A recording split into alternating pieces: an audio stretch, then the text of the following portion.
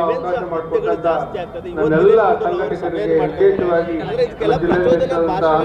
ಅವರೆಲ್ಲ ಸ್ನೇಹಿತರಿಗೆ ನಾನು ಪೂರ್ವಕವಾದಂತ ನಾನು ರಾಜ್ಯದ ಗೃಹ ಸಚಿವರಿಗೆ ಮತ್ತು ಮಂಗಳೂರಿನ ಉಸ್ತುವಾರಿ ಸಚಿವರಿಗೆ ರಾಜ್ಯದ ಮುಖ್ಯಮಂತ್ರಿಗಳು ಕೂಡ ನಾನು ಎಚ್ಚರಿಕೆಯನ್ನು ಕೊಡೋದಕ್ಕೆ ಇಚ್ಛಪಡ್ತೇನೆ. ಮಂಗಳೂರಿನಲ್ಲಿ ನಡೆದಿರ್ತಕ್ಕಂಥ ಘಟನೆ, ಮೊನ್ನೆ ಒಬ್ಬ ಮುಸಲ್ಮಾನರ ಒಬ್ಬ ಹತ್ಯೆ ಏನಾಗಿತ್ತು, ಆ ಹತ್ಯೆಯನ್ನು ಆಧಾರವಾಗಿಟ್ಟುಕೊಂಡು ಅನೇಕ ಹಿಂದೂ ಕಾರ್ಯಕರ್ತರನ್ನು ಬಜರಂಗ ದಳ, ವಿಶ್ವ ಹಿಂದೂ ಪರಿಷತ್ ಕಾರ್ಯಕರ್ತರನ್ನು ಕೂಡ ಬಂಧಿಸ್ತಕ್ಕಂಥ ಕೆಲಸ ಮಾಡ್ತಾ ಇದ್ದಾರೆ. ಎಲ್ಲೋ ಒಂದು ಕಡೆ ರಾಜ್ಯ ಸರ್ಕಾರ ಅಲ್ಲಿನ ಕಾಂಗ್ರೆಸ್ ಪುಡಾರಿಗಳ ಕುಮ್ಮಕ್ಕಿನಿಂದ ಹಿಂದೂ ಕಾರ್ಯಕರ್ತನ ಬಂಧಿಸ್ತಕ್ಕಂಥ ಕೆಲಸ ಮಾಡ್ತಾ ಇದ್ದಾರೆ. ನಾನು ಕೂಡ ಬೆಳಗ್ಗೆ ಪೊಲೀಸ್ ಹಿರಿಯ ಅಧಿಕಾರಿಗಳ ಜೊತೆ ಚರ್ಚೆ ಮಾಡಿದ್ದೇನೆ. ನಾನು ಎಚ್ಚರಿಕೆಯನ್ನು ಕೊಟ್ಟಿದ್ದೇನೆ.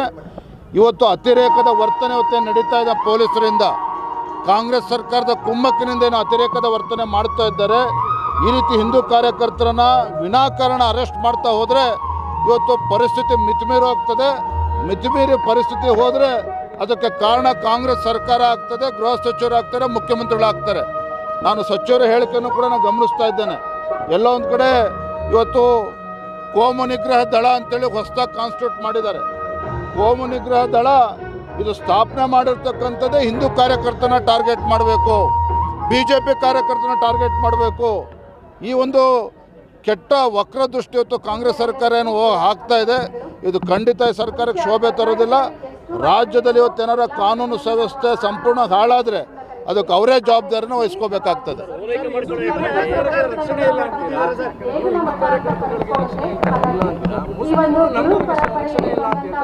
ನೋಡಿ, ಆಪರೇಷನ್ ಸಿಂಧೂರ್ ಆದಾಗ ಇಂಟೆಲಿಜೆನ್ಸ್ ಫೇಲ್ಯೂರ್ ಅಂತೇಳಿ ಬೊಂಬೆ ಬಜಾಯಿಸ್ತಾ ಇದ್ರಲ್ಲಿ ನಮ್ಮ ರಾಜ್ಯದಲ್ಲಿ.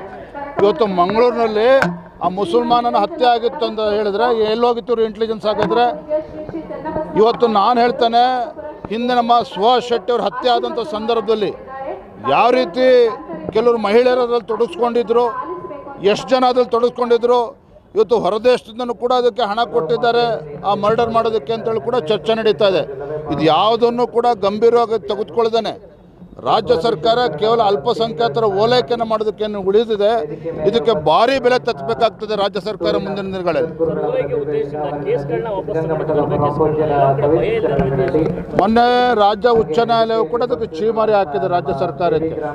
ನಾವು ಕೂಡ ಏನು ಕೇಸ್ಗಳನ್ನ ಹಿಂದೆ ತೆಗೆದುಕೊಂಡಿದ್ರು, ಹುಬ್ಳಿ ಕೇಸ್ಗಳನ್ನು, ಆಗಲೇ ನಾವು ಭಾರತೀಯ ಜನತಾ ಪಾರ್ಟಿ ಪ್ರತಿಭಟನೆ ಮಾಡಿದ್ವಿ. ಇದು ಯಾವುದನ್ನು ಕೂಡ ಲೆಕ್ಕಿಸದೆ ಇವತ್ತೇನೋ ಆ ಕೇಸನ್ನು ಹಿಂದೆ ತೆಗೆದುಕೊಳ್ತಕ್ಕಂಥ ಕೆಲಸ ಮಾಡಿದ್ರು. ರಾಜ್ಯ ಸರ್ಕಾರಕ್ಕೆ ಹೈಕೋರ್ಟ್ ಅಥವಾ ಮಂಗಳಾರತಿ ಇರ್ತದೆ.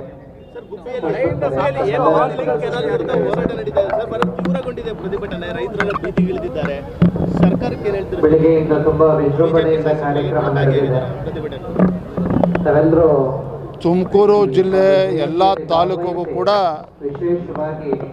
ಆ ಹೇಮಾವತಿ ನೀರು ಸಿಗಬೇಕು, ರೈತರಿಗೆ ನ್ಯಾಯ ಸಿಗಬೇಕು, ಎಲ್ಲರಿಗೂ ಕೂಡ ನೀರು ಸಿಗಂಗೆ ಆಗಬೇಕು ಅಂತಕ್ಕಂಥ ಒತ್ತಾಯ ಕೇವಲ ಭಾರತೀಯ ಜನತಾ ಪಾರ್ಟಿ ಅಲ್ಲ, ತುಮಕೂರು ಜಿಲ್ಲೆ ಎಲ್ಲ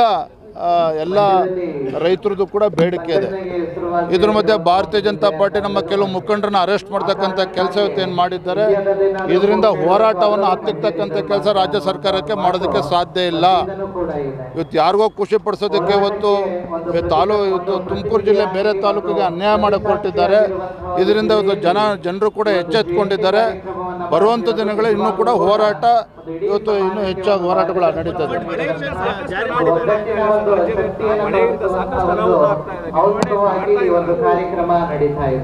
ನಾನು ಕೂಡ ಇವತ್ತು ನಮ್ಮ ಪಕ್ಷದ ಮುಖಂಡ ತಂಡಗಳನ್ನು ಕೂಡ ಮಾಡಬೇಕು ಅಂತ ಹೇಳಿದ್ದೇನೆ.